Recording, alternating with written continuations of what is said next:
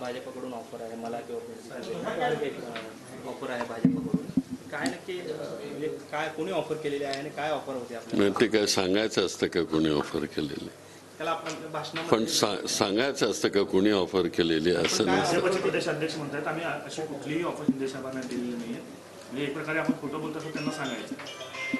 मला ज्यांच्याकडून आली ते आता मोठा माणूस आहे, तर मी जास्त काय सांगत नाही. पण काय आपली भूमिका यापुढची काय? मी सांगितलं स्पष्टपणानं, मी काँग्रेसवाला आहे आणि काँग्रेस सोडून आम्ही कुठे जाणार नाही. 2019ला पण आपल्याला अशाच पद्धतीने ऑफर होती, आता पुन्हा 24च्या निवडणुका आल्या तर तिथंही ताईंना आणि तुम्हाला आता ऑफर येते, म्हणजे भाजपला नेमकं काय करायचं? तुमची लोक सगळी फोड आहे काँग्रेस?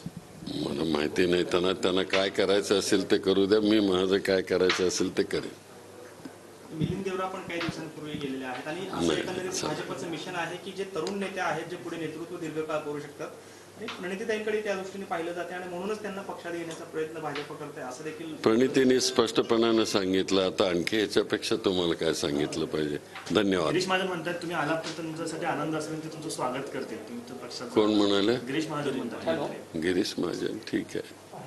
नितेश राणे म्हणतायत की धन्यवाद काँग्रेसचं दुकान म्हणा. बंद झालेलं आहे, त्यामुळे मुलीला निवडून आणण्यासाठी असं त्यांच्याकडून विधान केलं चाललंय असं नितेश राणे म्हणतात. नितेश राणेंना बोलायचं असेल ते बोलू द्या, आपण मी त्याला काय उत्तर देणार नाही.